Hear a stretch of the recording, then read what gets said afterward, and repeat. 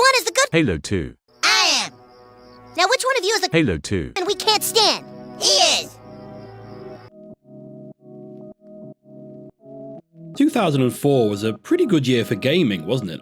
Grand Theft Auto San Andreas, World of Warcraft, Killzone, Dawn of War, the Skibbity Toilet Game, Star Wars Battlefront, Painkiller, Rome Total War, Monster Hunter, Far Cry, Fable, Prince of Persia Warrior Within, the best one, Burnout 3, Metal Gear Solid 3, Doom 3, Driver 3, oh, ignore that one, Tony Hawk's Underground 2, Knights of the Old Republic 2, Spider-Man 2, Half-Life 2, and Halo 2. For anyone who didn't see my video on Halo Combat Evolved, please go watch it, my mom says it's fantastic. I've never owned an Xbox console, playing primarily on PC for most of my life, and as such I've never played a Halo game. Half-Life 2 was released exactly 1 week after Halo 2, and at the time I was in my first year of a software development course at college. Being surrounded by nerds on computers, we all got Half-Life 2 because Half-Life is the best, and we were awesome because we played it, and we ignored Halo because that was gruel for the console peasants. I quite vividly remember reading the college magazine where someone had reviewed Half-Life 2 and Halo 2 in a head-to-head type format.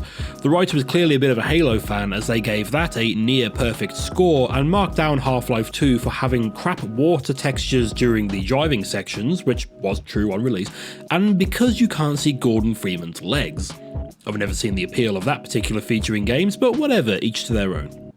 For just over 20 years, that's all I knew about Halo 2. It's apparently got great water textures and Master Chief has legs. I was also aware that many people hold this up as one of the greatest games of all time, much like its predecessor. After having given Combat Evolved a try and really enjoying it, I was looking forward to jumping into Halo 2 and finally seeing what all the fuss is about. And as it's on the Master Chief Collection, which is bundled with Game Pass, I wouldn't even have to buy anything to do so.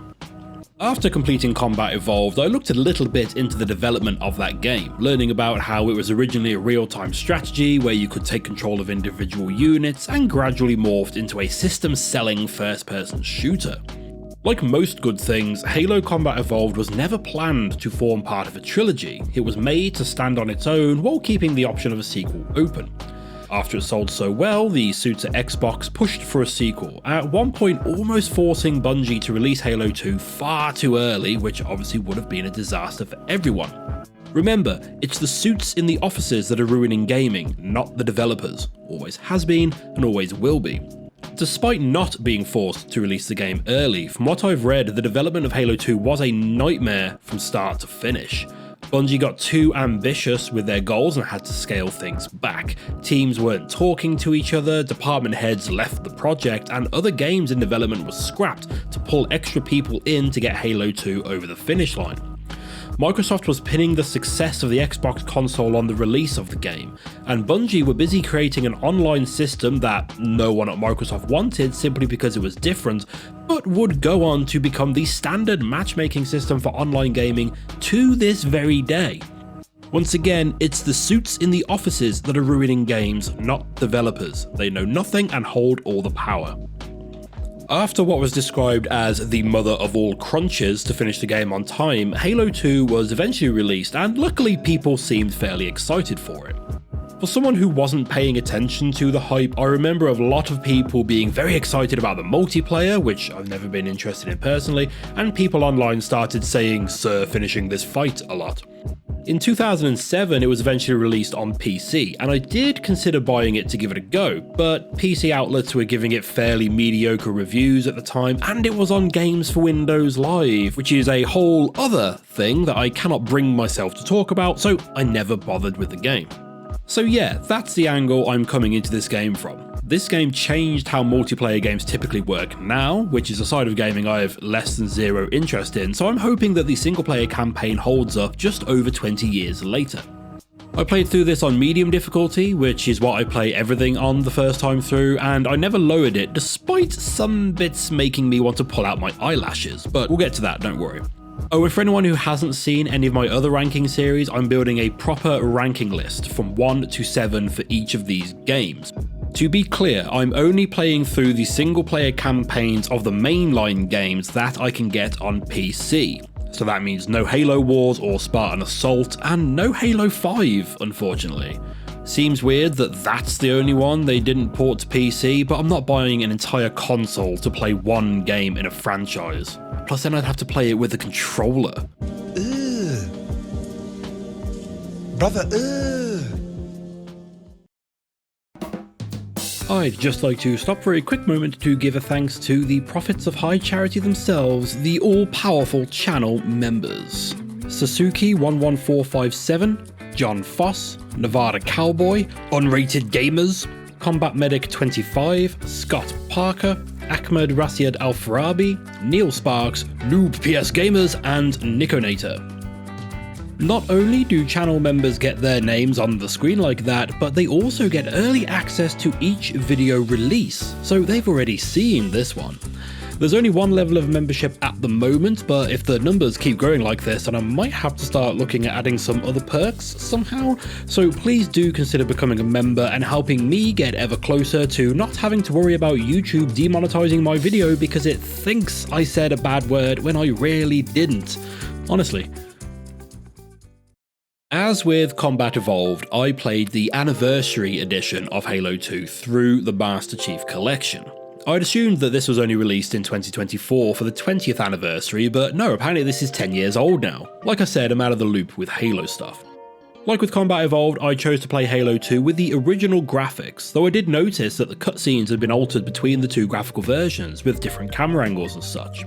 But other than comparing scenic vistas every so often, I played through entirely with the original graphics.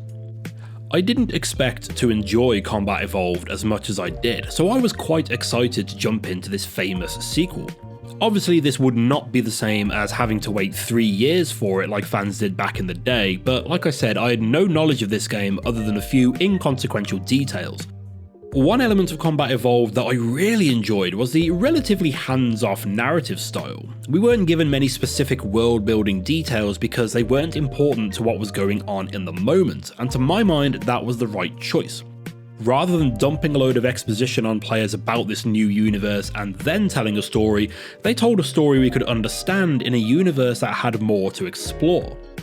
With 3 years between these games, people would have been asking questions and coming up with theories about every unanswered question from Combat Evolved, so the sequel had to satisfy that amount of hype buildup. As such, this game gives us a lot of new information about the Covenant, why they're at war with the humans, and how their government operates. Now I will admit, first off, that I did get a bit confused by some of the locations throughout this game, frankly because all of the big ships have fucking stupid names. Pillar of Autumn was stupid too, but that was the only one in Combat Evolved. Oh no wait, there was the Truth and Reconciliation as well, wasn't there? Anyway, apparently this big jellyfish looking ship is, I think, supposed to essentially be a portable homeworld for the Covenant, but I'm not confident enough about that fact to state it outright. High Charity is in the middle of a fleet of ships hanging around the still burning wreckage of the Halo we blew up in the last game.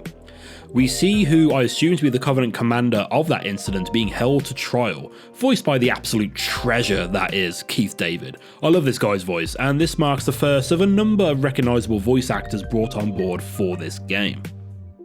I assume this chap was the commander of the Truth and Reconciliation and is being held responsible for the destruction of one of their holy rings. There was mention in the first game about the control room resembling some sort of shrine, something which wasn't touched on again in that game, and I did wonder whether the humans accidentally discovered that Halo at the same time that the Covenant did, but I guess this confirms that no, the Covenant were very aware of Installation 4 and they would very much have preferred it to stay in one piece. So yeah, this chap is getting a right dressing down for his failure to prevent a giant holy relic from being blown up. I really liked this as an introductory scene as it gives us some insight into the Covenant. Clearly the old dudes are in charge, and there are big gorilla dudes that we haven't seen before, as well as some elites wearing big headgear that reminded me of the Alien Queen. We then join the Master Chief for his tutorial section, which operates almost exactly as it did in Combat Evolved, except apparently the shields recharge faster now. Sergeant Johnson interrupts us to lead us to an award ceremony, which I guess means that this ending really isn't canon. Oh well. I love how our award ceremony for being ultimate badasses is intercut with the elite getting publicly stripped, tortured and branded. Cortana pops up and has also given herself a new hairdo, which does lead me on to my first, I guess, complaint, but not really, about the game. I'm no graphic artist. I mean, I'm not any kind of artist, so my assumptions as to why I don't like the way the character models look in this game may be way off, but I'll have a go anyway for funsies. It feels to me like they tried to add extra details to the textures and the character models. Chief's armor has more lines on it, for example, and the armor on enemies can be more easily distinguished from their flesh. While that's all well and good in theory, this was still made to run on the original Xbox console, so I assume that this extra detailing came at the cost of resolution to keep the game running smoothly. So what we're left with are, I guess muddy is the best word, muddy character models. This leaves the game with technically quote-unquote better graphics, but I personally preferred the aesthetics of the first. This game also felt darker to me during this section, and in fact throughout most of this game. I had just bought a new monitor which doesn't go as bright as my older one, but even turning the brightness up in game still left it feeling too dark for my liking. More on that later though. Our awards ceremony, being hosted by Ron Perlman, gets interrupted just as Captain Key's daughter is given an award for being related to him, I guess, as nepotism in full force there, as a Covenant fleet has turned up, though notably a relatively small one. Despite its size, everyone goes to battle stations and we get thrown into our first combat section. The next couple of levels are almost carbon copies of the opening sections of the last game. Our forces are attacked by the enemy, we narrowly escape destruction and end up next to a halo that we then land on. There's a few extra steps though that we need to talk about, and top of that list is the weaponry and combat of Halo 2. So let's talk about guns. Roll the montage.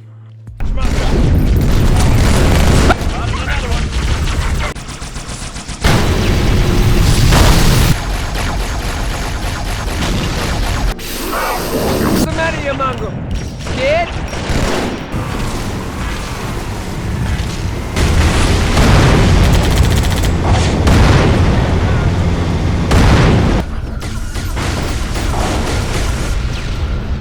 One very minor issue I had with Combat Evolved was that there was a relatively limited number of different weapons, and by the halfway point you'd seen all there is to see. Halo 2 has a much wider array of weapons, and even though many of them are just plasma versions of the bullet weapons, they have their own quirks that could be a pro or a con in different scenarios. But first we have the big change to talk about, so big they put it on the cover art: dual wielding.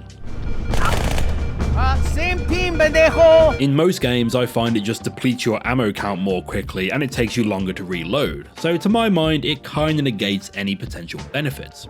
But then Halo features many weapons that don't need reloading, they just overheat, which is a mechanic that I found to benefit from dual wielding. Grab 2 plasma rifles and fire one at a time, switching while one is cooling down, providing a constant stream of fire until your battery dies. I also ended up using the Needler more in this game, as it seems to be a bit more reliable and impactful in certain situations. Mainly later on when the brutes start charging at you, and pumping them full of needles seems to bring them down semi-reliably. One thing that did prevent me from dual wielding more often though is that it blocks your vision somewhat, and I felt like significant chunks of the environment were difficult enough to navigate as it was without 2 guns acting like horse blinkers. Also, I lost track of the different actions that made Chief drop one of the weapons. If you throw a grenade, try to swap to your other weapon, I think maybe pressing buttons as well, you will drop one of your guns. I think it's always the one in the left hand. That makes sense and everything, but in the heat of battle I would sometimes find myself missing a weapon and not fully understanding why. Also, when Chief reloads one gun while still firing the other, all I could think about was that little hand reload animation from one of the Battlefield games.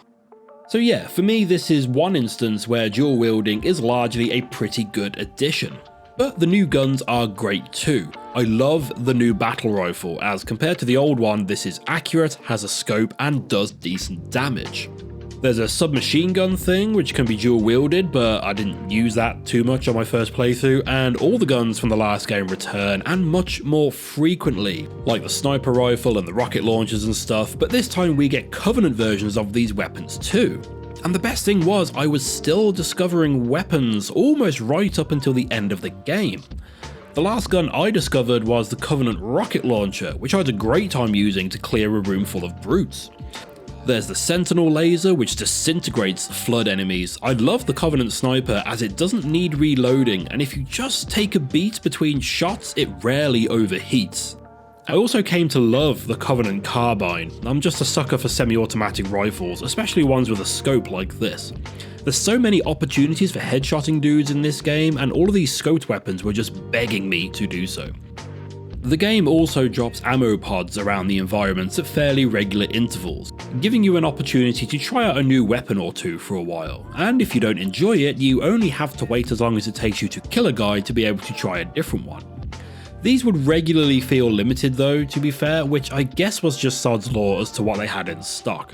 I would regularly find myself scavenging for carbine rounds only to find 2 ammo pods full of needlers.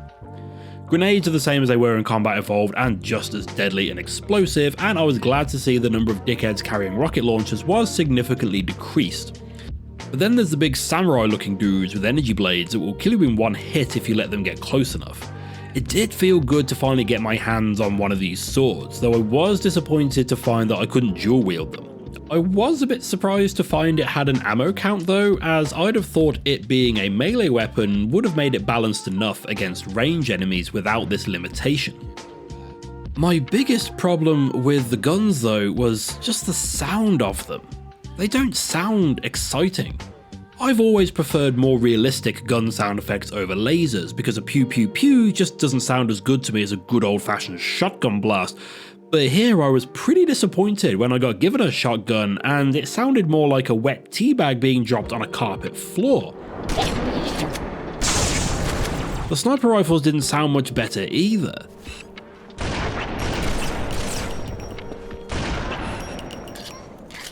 These guns in particular should sound like small earthquakes and make nearby children cry, but in game they more closely resemble your next door neighbor quietly hammering a nail because they don't want to make too much noise. Think you're ready now? With new guns, we also get new enemies on top of returning fiends. You've got your grunts, elites, jackals, hunters, and the flood coming back for round 2, but we also get the brutes as an enemy later on in the game, and buggers? Are these called buggers? Seriously? From Software wouldn't call their game Dark Ring because they heard it was a British slang for a bumhole, which I've never heard before, but Halo went with buggers for these flying buggers? Certainly a daft name, but I found they added the right amount of chaos during a firefight. Oh yeah, and the Sentinels are back for a little bit too. While many of the enemies are familiar, some have had tweaks made to them. More enemies can be cloaked now, for example. And along with seeing more of the Covenant system of government, we see different ranks of familiar enemy species, like the Honor Guard. The Flood can also equip shields now, which is just dandy, and Jackals will either come packing with a shield like they used to, or they'll quite often be at a distance chipping away at your health with a sniper rifle. I'm sure that someone who's played this game a million times over the last 20 years will angrily type skill issue after this next bit, but after the introduction of the Flood in this game, I found several enemies to be too spongy, taking too many shots to bring down. Now, if you get your hands on a Sentinel laser, then yeah, the Flood will go down almost as easily as your dad outside the betting shop, but if you don't have one, then bloody hell it takes a good long while. This is exacerbated further by the brutes later on in the game. I personally did not enjoy fighting these guys at all. Unless you can crack off 2 or 3 headshots with a sniper rifle, these things can take an age to bring down, and I think it's when they're the last one alive that they go into a berserk rage and just charge full steam at you, with a couple of hits being enough to kill you. As the game progresses, it seems to more and more heavily rely on combat arenas being increasingly full of all different types of enemies to halt your progress, which is where the tanky enemies rub up against the slightly adjusted health system. I mentioned in the last game there was a criminally short supply of health packs available, and Halo 2 addresses this by removing health packs altogether and just making your shield recharge a little bit quicker. Apparently. It didn't seem like a quick recharge to me as I ambled between cover trying to avoid fire for a few seconds. I have never wished for a sprint function more than in this game. And in these later areas, I found myself wishing more and more for the sprints because, criminally for a first-person shooter, I found engaging in combat to be a bad idea. I think this started from just before the bit where you move through the huge shipwreck, and I had to get out of my tank and run through some tunnels. I started finding that it was often a better tactical decision to simply run past everything like I'm doing a Dark Souls boss run. Sticking around in an open area as more and more enemies pour in and trying to fight them all was just a tax on my time and ammo supplies, and just increased the chances of some random grenade or a chap with an energy blade one-shotting me back to start the whole thing again. Now, I had some rough encounters in Combat Evolved, some bits where I had to die quite a few times before I could figure out some new approach or new tactic to try, but I never felt like it was a hopeless endeavour. This is a first-person shooter, and the masses of tanky enemies coupled with their seeming lack of desire to chase me into the next room made bunny hopping past everything an incredibly viable option for a significant portion of encounters in the latter half of the game. I think that also has something to do with the change in level design for Halo 2, but I'll get onto that a bit later on. So to summarise, I like the new weapons and the little quirks that make them different to their counterparts, and although I think the shield should have regenerated a bit more quickly, I did appreciate not having to be on the lookout for health packs at regular intervals. I just wish the guns sounded better and that certain enemies didn't take so long to die, a design choice that seems at odds with their decision to fill up little arenas with as many shielded bastards as possible lobbing grenades at you. I liked what the buggers added to combat scenarios, and I love the fact that the sniper rifle's range seemingly matches your line of sight. If you can see it, you can shoot it, as it should be. I also always appreciate being able to step back and let AI enemies fight among themselves, something I enjoyed in the last game too. I am not a fan of the brutes though, they felt like a bit too much in terms of damage that they can do and take, and they're visually pretty boring too. They're kind of like orcs with patchy hair growths or gorillas that have been badly shaved, or your mum on Monday mornings. Not pleasant to look at all. All of that combat tour covered, and we still haven't even got off the first ship yet. This first section feels like a more cinematic attempt at the start of the last game, as we can see the boarding craft coming at us through the windows, and we see other human installations getting blown up as the fight rages on outside. There's a couple of sections where you leave through an airlock and fight across the surface of the station, which I could only tell by the sounds suddenly being muffled because my movement wasn't altered at all, which seems like a missed opportunity. We were introduced to those flying buggers I mentioned earlier as a giant cannon in the background fires off against the Covenant battleships. We also get some elite units with jetpacks to keep us occupied as a giant cruiser flies overhead. It really feels like they were pushing the cinematic approach of this game, having us battle through set pieces rather than just watching them in cutscenes. That said, this section does end with a cutscene where Chief rides a bomb into a Covenant battlecruiser before yeeting himself back to the space station. I feel like this whole scene in particular was put together specifically for the hardcore fans, who had been hyping themselves up for this game for the previous 3 years and had turned Master Chief into some sort of mythical hero in that time. He's just so cool, you guys, look at him go. To be fair, this attitude didn't continue throughout the game as I was worried that it would, and Chief is a little bit closer to being an actual character in this one, compared to Combat Evolved at least. In the first game, it felt like they couldn't decide whether they wanted a silent protagonist or not, so kinda went with both. While Chief doesn't exactly recite philosophy to anyone here, he at least feels a bit more like a sentient person with thoughts and, well, not feelings I guess, but thoughts at the very least. But anyway, some Covenant forces have made it down to Earth, so we head planetside to push them off our little blue rock. On the way down, we learn that one of the Covenant prophets, those old Kaminoan looking dudes called Regret, is leading the attack, and we want to get our hands on him. I quite enjoyed this cutscene in particular as we see lots of Marines doing normal Marine things, shouting oorah and daft shit like that. And we most definitely regret the Corps just blew up our raggedy-ass fleet! Oorah! These guys felt inspired by aliens in the first game, and this just turns that feeling up to 11. We see a huge walking tank thing called a Scarab wreaking havoc throughout the city, which shoots down our ship, leaving us emerging from a crashed vehicle having just left a spaceship. But this time, the area is mostly yellow and brown, so it's very different from the last game. We find ourselves in an open square with no way out, and we have to hold off several waves of enemies until another carrier can get to us. There are many similar scenarios to this throughout the rest of the game, you being locked in a room or arena and having to fight off several waves of enemies until something happens. Now I know this game was able to be played in co-op, but these scenarios made it feel like they were specifically designed to be played in co-op. I remember being worried that Combat Evolved was going to feature this sort of thing heavily, but it turned out there were just a few close together at the start of the game. Here though, my fears were realised. Stay in this area and keep fighting stuff until the door opens. I've never really been a fan of this sort of thing, and it's the main reason I ditched Destiny so quickly. While I find these types of encounters boring and tedious anyway, Halo 2 found a way to make them worse by putting large periods of time between waves where fuck all happens. Have I finished? Has a door opened I can use now? Oh no, sorry, we were just waiting for the jackals to get their trousers on and come join the fight. The worst one for me was either this big room that just keeps getting flooded with flood, or this big lift thing where I had no idea what was going on, just that it kept stopping to do stuff to let zombie dickheads jump on. Just have something happen immediately after I kill the last thing of a wave. What am I supposed to do with this downtime? If I'm not fighting or moving, there is literally nothing for me to do, so why are there these persistent pauses throughout these encounters?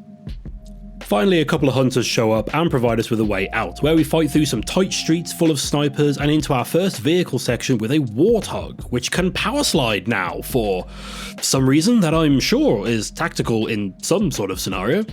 This is the first section where I realise that killing everything in my way is not at all necessary, and in fact can be detrimental to my experience, which felt weird because in Combat Evolved it never felt like I was doing the wrong thing by killing everyone, but here it does somehow. Is Halo trying to tell us something? Is there an underlying message about the futility of war, that it needlessly turns humans into monstrous killing machines? Probably not, because I just rode a nuke into a ship full of people and was made to feel badass for doing so. I'm still struggling to understand this design decision. They have made a shooter where it is beneficial for me to ignore the enemies and speed past them in several areas. Surely that goes against some sort of design goal for the game, right? We then get a tank, which is always a nice treat. Oh, I know what the ladies like.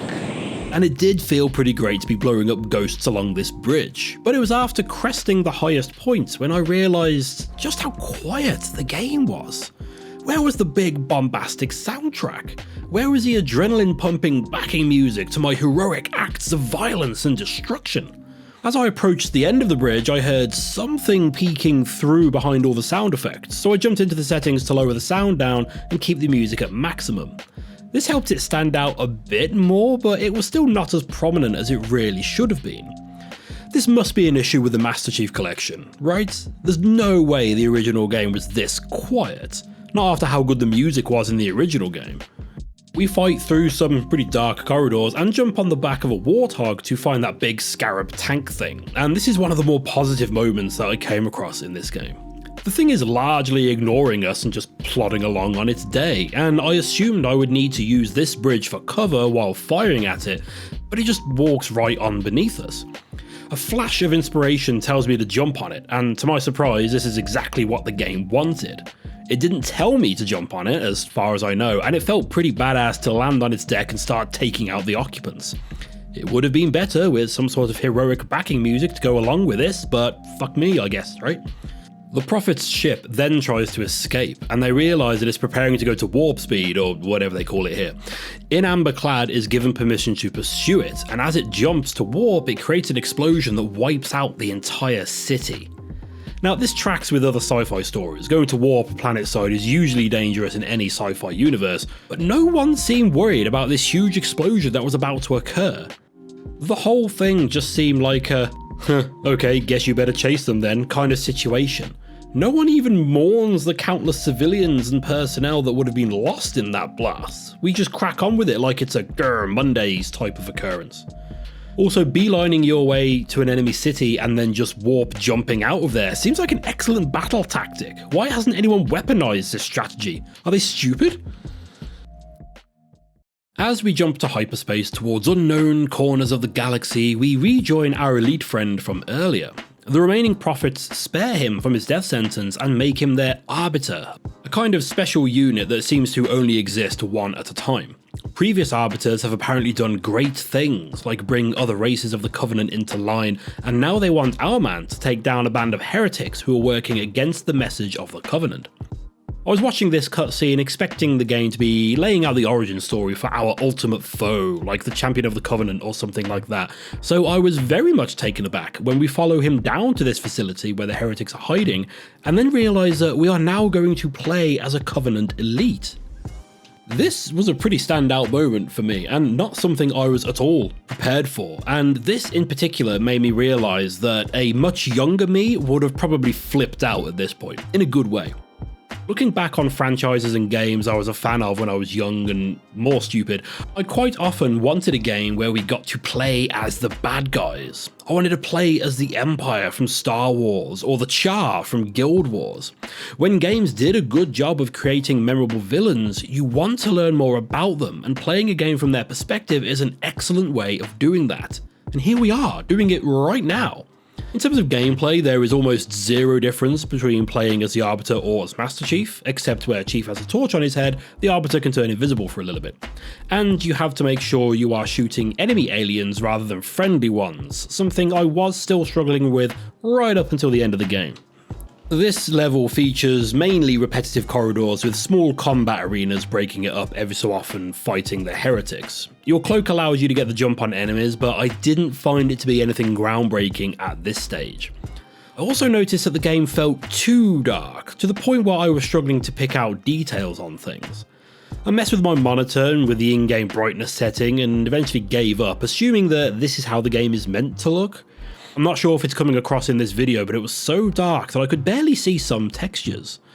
Later on we come across our first Banshee section, and I think this now provides us with the final example I need to make my point about the level design in Halo 2 compared to Combat Evolved. One thing I really enjoyed about Combat Evolved was the huge open arenas.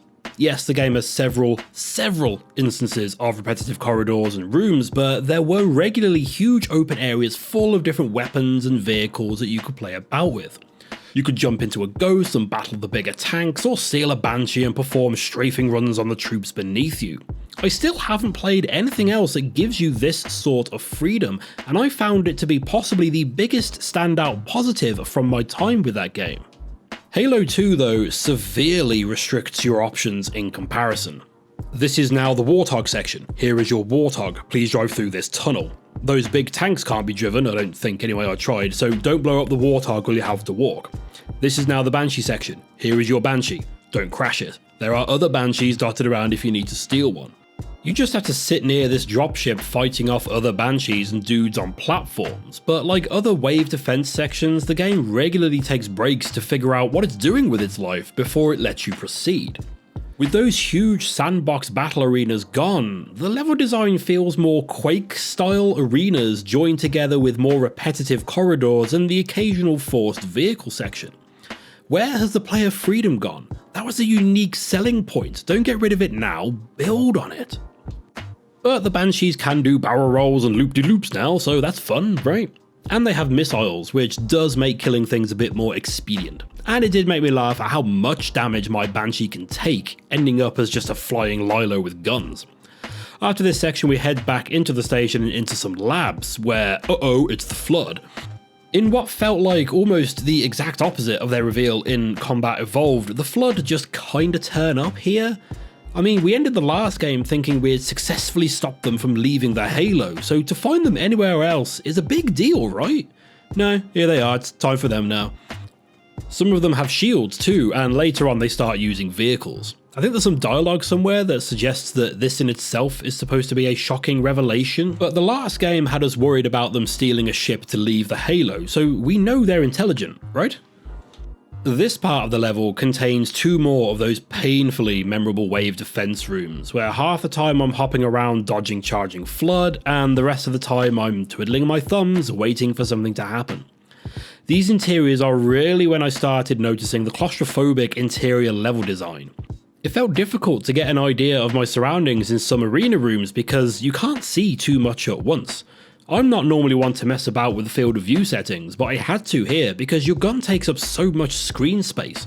And you can imagine my dismay when I discovered that the gun stays the same size when you adjust this, the rest of the level just gets a bit further away and slightly warped. I'm really starting to not like the whole Master Chief Collection interface. We eventually come face to face with a heretic leader who reveals that 343 Guilty Spark is the one that told him about the true purpose of Halo that caused him to turn against the prophets of the Covenant. I'm still confused as to why Guilty Spark was hanging around these guys though, as they want to stop any Halos being activated, and his sole purpose is to turn them on. Anyway, we have a boss fight, which I initially really struggled with until I remembered that I could cloak, at which point it became almost trivial. We kill the heretic, and that big brute Tartarus, the one who was torturing us earlier, turns up and captures Guilty Spark and tells us that the Covenant are ready to leave the system. I did like the little detail that Guilty Spark is just trying to get the Halos activated, and he's fed up of all the religious terminology being used instead of using the proper names for things. I'm not going to go through the rest of the game level by level. I'm just going to hit a few story beats and highlight any sections that I particularly enjoyed or really fucking hated, though there's only one of the latter, to be fair. We jump back to the Master Chief and friends on the In Amber Clad, which is still a stupid name, and they emerge out of warp in front of another Halo and head down there to try and capture the Prophet Regret. Other than yet another wave defense segment with awkwardly long waiting times between waves, I enjoyed this section.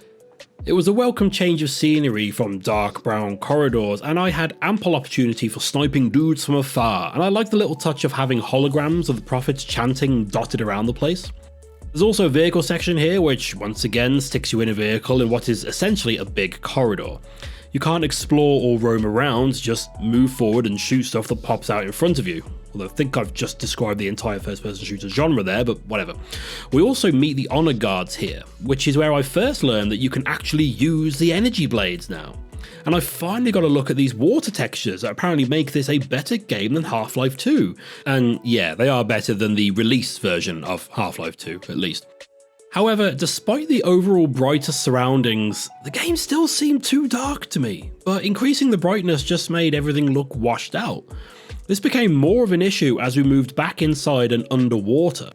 On the way, we find out that Regret is trying to activate the Halo, so we just want him dead now rather than trying to capture him for information. Which still seems short-sighted to me, because surely he's still got some good intel to spill, but that kind of thing is above my pay grade, I guess. The recurring issue I've had with waiting for something, anything, to happen after killing all the enemies got me killed here. All the enemies were dead, and the only way out was this big hole with what looked like water at the bottom. Turns out that yes, it is water down there, however that water is beneath the glass ceiling and floor of an elevator, and jumping down into the water resulted in me landing on a slowly moving lift and dying. Womp womp. The lift takes you underwater and into another tower, and again the game was so dark that I really couldn't tell what was happening outside. We fight through some more rooms, including one with a giant hologram that gives a bit of insight into the origins of the human-Covenant conflict. Seems like the Covenant just go around encouraging different races to join them, and humans basically told them bollocks. For this, humans are to be wiped out. That's straightforward enough, and that'll do for a motivation, really. We move on through some surprisingly empty, dark corridors with no music until we finally corner the Prophet of Regret in his chamber and have a bit of a boss fight. I had a bit of trouble with this encounter because, as it happens, I was unaware of the hijacking mechanic, and in fact, after learning about it, I was never able to trigger it again for my entire playthrough. I thought I just had to keep shooting this guy until he died. That didn't seem to do anything though, and it's only by chance that I caught the prompt telling me to hold down the interact button to hijack vehicles. There was then a slightly awkward pause as I read the next prompt. I gave the guy a quick slap and boom, one dead Prophet. Honestly, this fight sucked balls. There was no music, I beat him accidentally, and it ended after I slapped him once. We've been chasing this guy for the entire game at this point. This should have been more cinematic and exciting. On our way here, we'd seen a massive Covenant fleet arrive with their big city ship High Charity, and Cortana urges us to hurry up and kill Regret. So now that we've killed him, we have to run like fuck to escape the angry fleet who have just learned about their buddy's death by your hands. Chief is blasted into the water where apparently the Great Lord Cthulhu seemingly saves him. Though his suit is airtight, right? Like, we went spacewalking in it earlier, didn't we?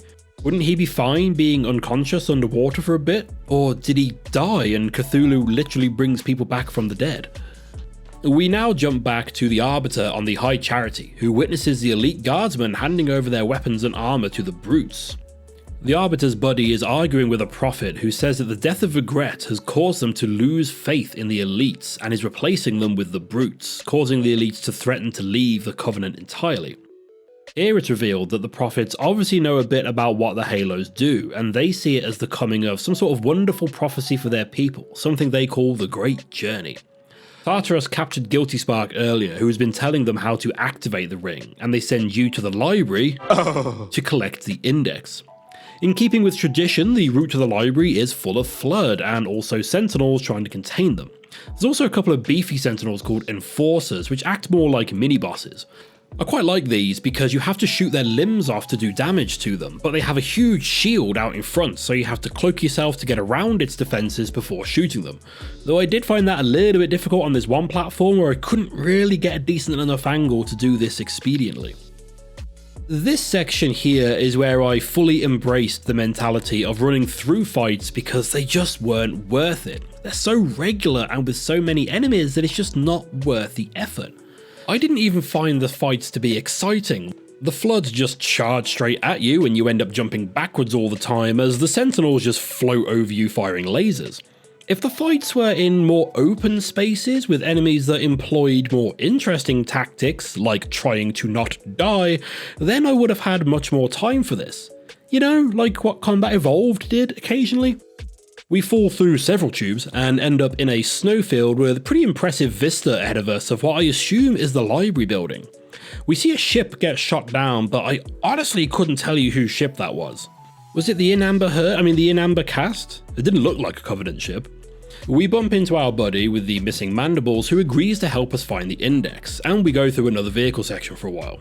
Again, this is very linear and restrictive, and I think I heard some sort of guitar-heavy track trying to cut through the audio, but was mostly just an empty silence on the soundtrack front. And it's a dark atmosphere, so I can't see things properly. Seriously, what's going on with the lighting in this game?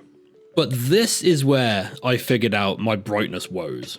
In a decision that could have only been made by someone repeatedly dropped on their head as a child and then kicked in the head several times as an adult, there are different brightness settings within the Master Chief Collection.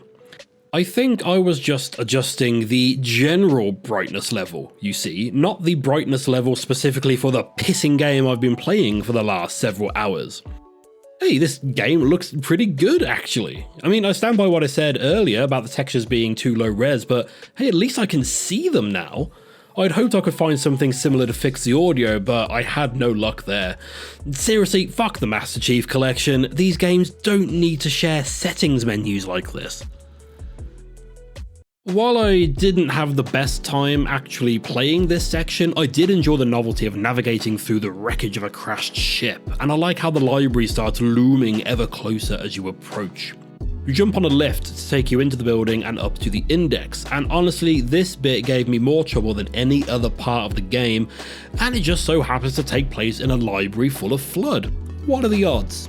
So this lift moves along a rail and then up several levels, and is swarmed by Flood in several waves. Hey, another wave defense section, fantastic, it's been a couple of minutes. Thing is, some of these Flood can kill you in one go, and at this point I already had my suspicions that the checkpoint system wasn't working properly. Sometimes my game just didn't trigger a checkpoint, like with this lift section. I rode it into the building, fought some Flood, survived a few waves as it rose up vertically, and then died. I respawned back outside the building, having to do all of that again. When I next died, I respawned at the start of the ascent rather than outside the building. This happened to me a few times during my playthrough. The game just forgot to activate a checkpoint as I went through it, leaving me replaying larger chunks of the game than I needed to. Seriously, what is going on with this game? It can't have been like this at launch. This must be the Master Chief Collection version, right? The other thing is that the movement of the lift affects your plasma shots, though only on the first section seemingly when it's moving horizontally. The shots veer off to the side once they leave your gun, so you pointing your gun at an enemy means that you'll miss them. What is this nonsense? This can't have been intentional, surely. Anyway, you get to the top to see Lady Keys get the index, only for Tartarus to turn up and capture her to take the index for himself. He then tells us that the prophets have ordered him to kill you, and he shoves you down the big hole, and we wake up in the multiple arms of that Cthulhu chap from earlier. I do quite like this cutscene, and I found it comparable to the bit in Mass Effect where you speak to Sovereign. I mean, that came several years after this, obviously, but they share a certain vibe. That said, I'm not as big on this revelation as I was on the Sovereign chat. I mean, I assume Audrey 2 here is supposed to be the main Flood entity, right? I think some dialogue somewhere mentioned that the Flood have a hive mind, but I guess this chap is the main connecting brain? I'm not personally a big fan of this, as I prefer the idea of the Flood being just a sentient disease that spreads out and just wants to survive and reproduce, rather than being an intelligence with goals and ambitions. There was no real mystery to them, they just were, so the revelation that there's a big Mama Flood kinda came out of nowhere for me. Compare this to the Sovereign reveal, where the whole story has been built around this mysterious thing, and then we find out it can talk and we have a bit of a chat with it, where it tells us how insignificant we are and we can't possibly hope to understand it. Whereas Audrey 2 just pops up and wants to not die. I mean, at least I can't spend the next several games imagining what possible motivation it could possibly have only to be let down by a sequel, but this guy didn't fill me with any sort of dread. He just pops up and tells us to do the thing we were already trying to do. Prophet Regret is here too, somehow, along with a personality core from, I assume, this Halo installation. I did like the back and forth between this monitor and the Prophet, with Audrey 2 confirming that the monitor's containment plan and the Prophet's great journey are the same thing, and he tells the Arbiter that the Prophets have been lying to them, and it's in everyone's best interests if we just stop the activation of Halo. I'm also not particularly a fan of how this thing, that is apparently actually called Gravemind, I'm not a fan of how he's animated. His mouth bits all clip into each other, and it's difficult to tell what's flesh or teeth or a beak or God knows what. Regardless of that, he sends both Chief and the Arbiter to different places to find the index. Chief gets teleported into High Charity, where there seems to be some fighting going on out in space and unrest within the city ship. One of the Prophets is trying to calm everyone down after the release of the Flood, and I'll be honest, I think I've missed the bit where they escaped. We know they got onto that station on the planet next to the destroyed Halo, and they've been running around on this Halo, but how and when did they get anywhere else? There's also lots of infighting going on, as the Prophets actually ordered all of the elites to be killed, not just the Arbiter. So Chief fights his way through a Covenant Civil War, which includes seeing some rather spectacular vistas on his way to retrieve the index. This involved me quickly giving up several fights and just sprinting through them because fuck this crowded arena nonsense, and none of them followed me to the next room, so bollocks to him. There is one arena where Cortana suggests we skip it, but in a twist we can't skip it because we're locked in. And I think I can hear some sort of epic soundtrack trying so hard to make this section feel awesome and exciting, but it just isn't quite loud enough despite the music being set 50% higher than everything else. This room in particular felt like a decent fight though, in fairness, compared to other rooms I'd skipped through that were seemingly just full of a random range of enemies. The whole level does have some very cool areas too, like these big open areas made up of bridges and platforms that are excellent for sniping, and there's a civil war going on, so lots more examples of the AI fighting each other. And there are many sections where killing everyone is viable and enjoyable, so I wasn't skipping through everything, just these tedious claustrophobic bits. We chase down a Prophet and watch him get downed by a flood parasite as Tartarus flees with the index, along with Miranda Keyes and Sergeant Johnson, who's also there, by the way. We then jump back to the Arbiter for another restricted vehicle section, which ends with you fighting through a shitload of brutes. I got nothing to say about this area other than it felt like a bit of a filler level. I was quite excited at the idea of playing two different characters, but by this point it was making me question the timeline of events. Watching the cutscenes back, I understood what was going on a bit better, but during my first playthrough I was forgetting what was going on because we're jumping around so much. Plus, this section ends as Tartarus lands at the control room above us and gets off with Miranda Keyes, but we then jump back to Chief where we left him, watching Tartarus fly off. Again, this does make more sense watching it back, but I kept thinking that I'd missed something or fallen asleep on my first playthrough. The last surviving Prophet is heading to a Forerunner ship in the center of the city, with plans to launch it and lead the Covenant fleet to Earth. Cortana sends Chief after him, but stays behind to blow up the In Amber Clad, which crashed earlier, by the way. I can't even remember that happening. A lot of ships crash in this game. Cortana as a character does confuse me a little bit somewhat. She's an artificial intelligence, right? Can't she just copy herself and leave one behind to blow up the ship and the other one go with Chief?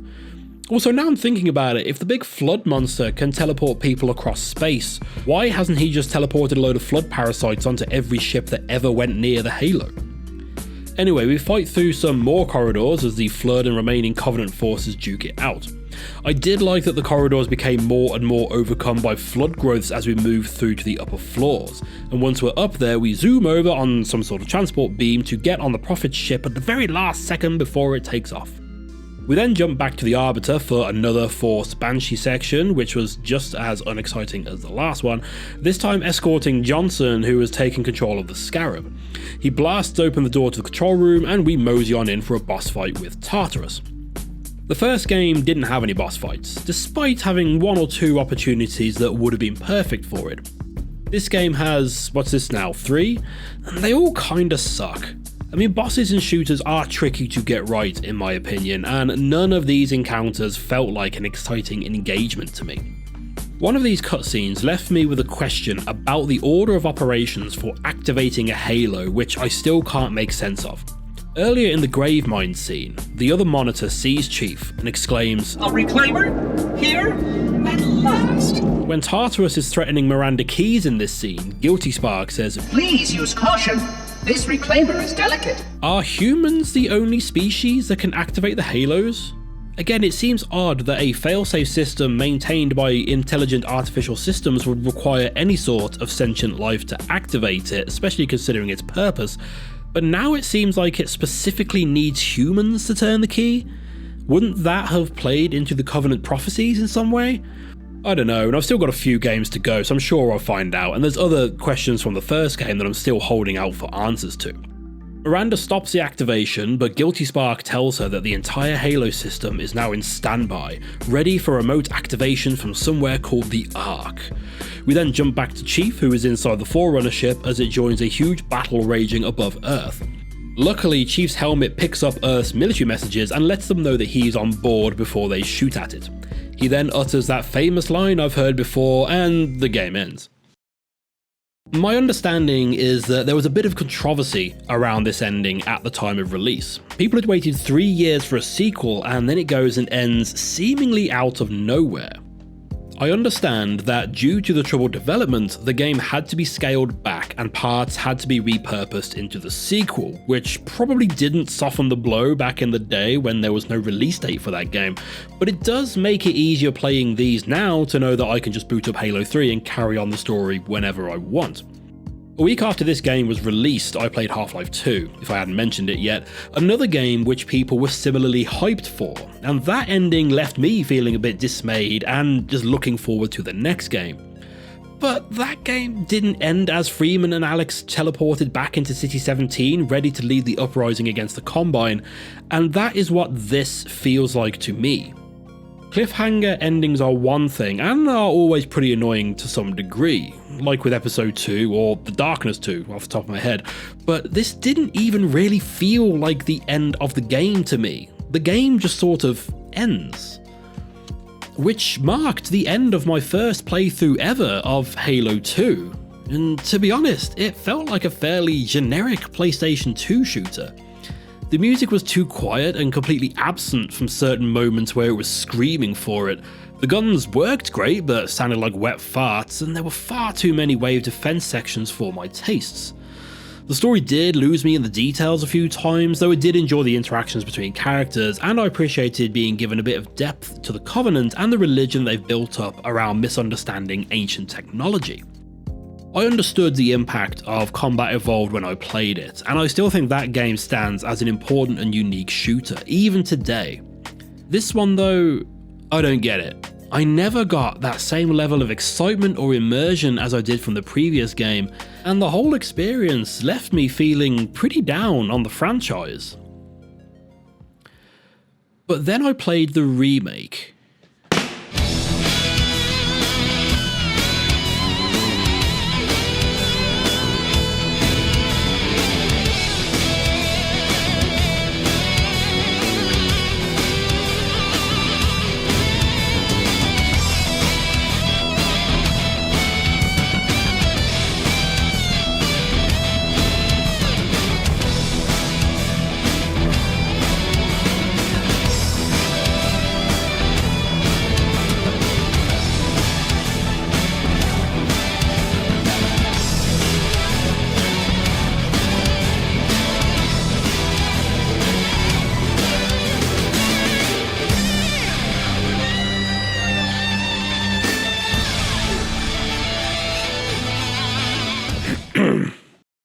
Well, this changes things. This feels like I've been playing the beta before and now I've got my hands on the final version. Even putting the more modern graphics aside, this version is just better to play than the older one. Now again, I put this down to the Master Chief Collection version of this game. Without evidence to suggest otherwise, I feel like in every way other than the graphics, the updated version is a more accurate representation of the original release than the classic version.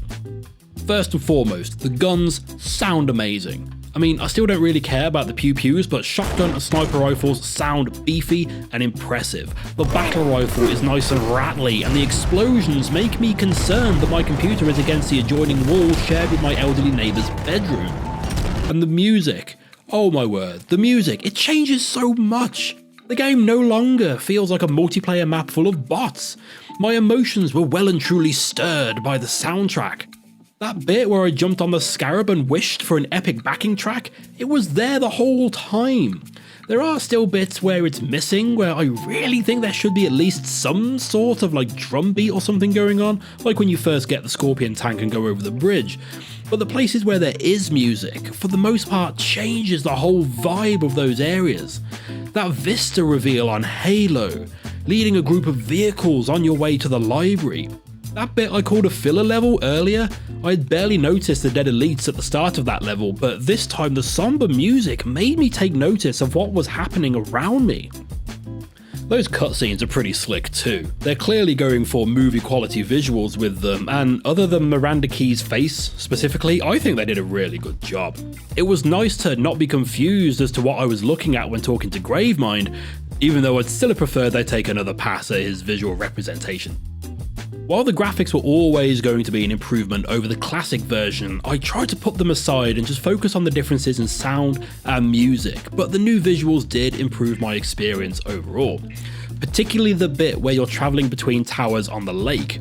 On the floating platforms, Cortana mentions that the lake seems artificial, and when we take the underwater pods, we pass through ancient wreckages, suggesting that this area was intentionally flooded.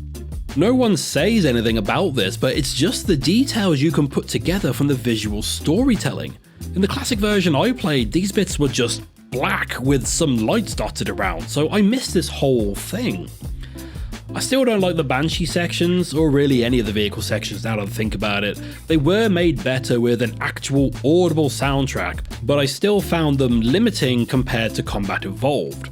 While I did answer some of my own questions after a second playthrough, like when did In Amber Cast crash, I'm still left wondering how did the Flood get on there, and what did the Arbiter see that convinced him to go against the Prophet? Gravemind says he'll show the Arbiter the truth to make him believe, but again, unless I missed something, all the Arbiter sees is that the elites are being killed, which he's already been told is happening, and it's only when Guilty Spark tells everyone what the Halo is really for that he sees anything to do with the Prophet's lies, right? Or did I miss something else?